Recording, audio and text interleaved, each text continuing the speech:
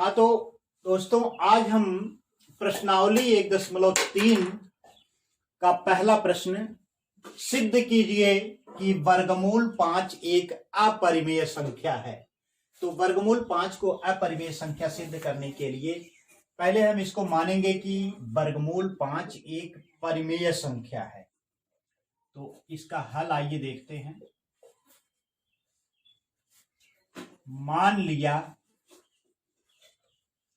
माना कि वर्गमूल 5 एक परिमेय संख्या है। परिमेय संख्या है। अब वर्गमूल 5 एक परिमेय संख्या है तो वर्गमूल 5 को हम लिखेंगे वर्गमूल 5 बराबर P बटा Q, जहां P और Q सह अभाज्य पूर्णांक हैं। P और Q सह अभाज्य,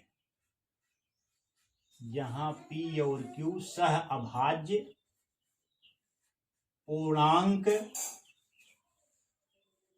हैं, सह अभाज्य पूर्णांक हैं और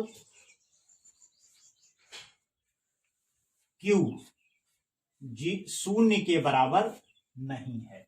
सह अभाज्य पूर्णांक का मतलब यह है कि P और Q में कोई भी उभयनिष्ठ गुणनखंड नहीं है। तो आइए देखते हैं। वर्गमूल 5 बराबर P बटा Q, दोनों पक्षों का वर्ग करने पर दोनों पक्षों का वर्ग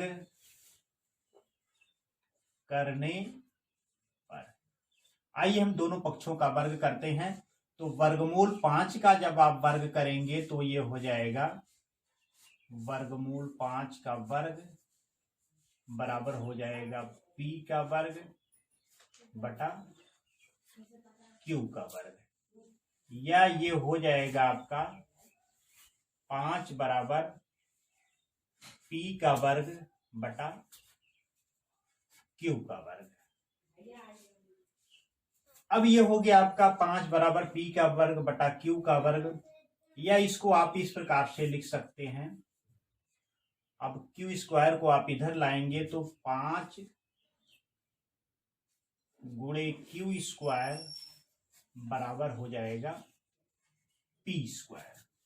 अब इस समीकरण को आप ध्यान से देखिए तो Q स्क्वायर का मान जो है 5 गुणे P स्क्वायर का मान 5 गुणे Q स्क्वायर हमें प्राप्त होता है। अर्थात इसका अर्थ ये हुआ कि P स्क्वायर 5 से विभाजित है। P स्क्वायर 5 से विभाजित है,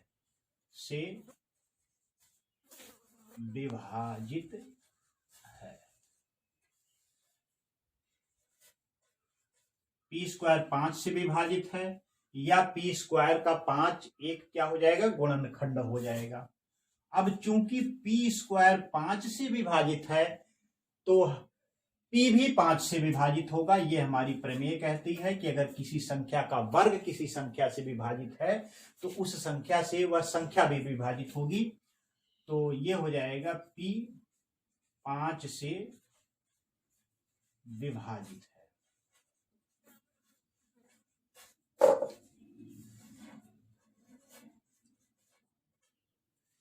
अब चूंकि P 5 से विभाजित है तो हम मान सकते हैं, इसलिए P बराबर हो जाएगा, एक नई संख्या मान लेते हैं 5C। P बराबर क्या हो जाएगा, 5C। चूंकि P 5 से विभाजित है तो P को हम 5 गुणे C, एक C जहां C एक पूर्णांक है, लिख सकते हैं। जहां c एक पूर्णांक है। अब p का मान जो हमने 5c लिखा है, इसको समीकरण, इस समीकरण को आप समीकरण नंबर 1 मान लीजिए। समीकरण 1 में रखने पर p बराबर 5c समीकरण 1 में रखने पर, आइए देखते हैं रखने पर क्या मान हमको प्राप्त होता है। ये हो जाएगा आपका 5q² बराबर p के स्थान पे आप 5c लिख रहे हैं तो इसका वर्ग हो जाएगा।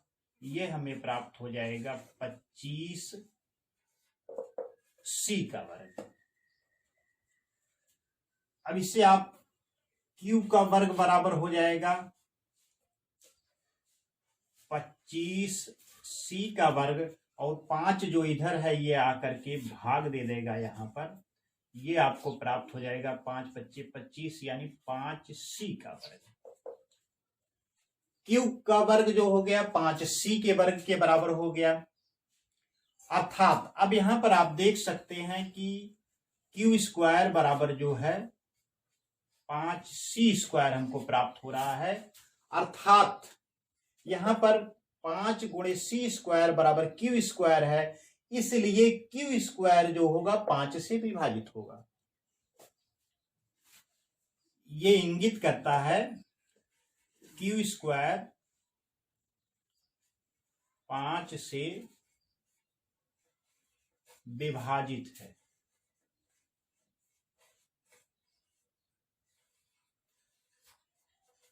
q² 5 से विभाजित है, या q² का 5 एक क्या है, गुणनखंड है। चूंकि q² 5 से विभाजित है, इसलिए q भी 5 से विभाजित होगा। q 5 से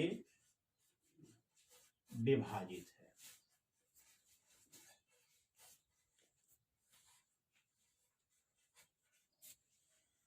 अब आप यहां पर देख सकते हैं कि p 5 से विभाजित है, यहां हमने निकाला था, और यहां पर हमें प्राप्त हुआ कि q 5 से विभाजित है। यानी दोनों ही संख्याओं में क्या है, 5 एक उभयनिष्ठ गुणनखंड है।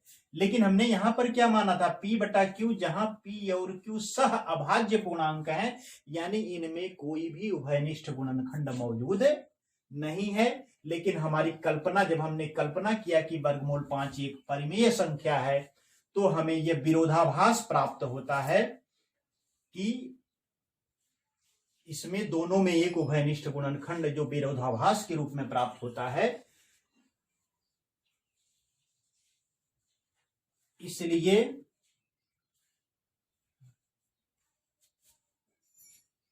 P और Q जो यह है इंगित करता है, P और Q में उभयनिष्ठ गुणनखंड 5 है, जो हमारी कल्पना के विपरीत है। जो हमारी कल्पना की वर्गमूल 5 एक परिमेय संख्या है। जो हमारी कल्पना की वर्गमूल 5 एक परिमेय संख्या है के विपरीत है।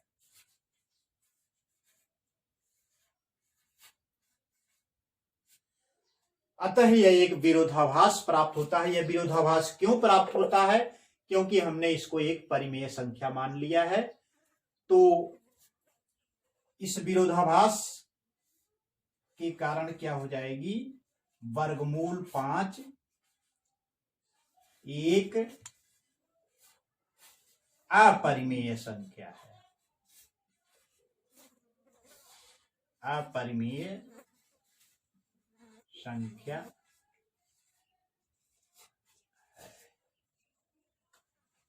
तो इस प्रकार से यह सिद्ध हो गया कि वर्गमूल 5 क्या है, एक अपरिमेय संख्या है।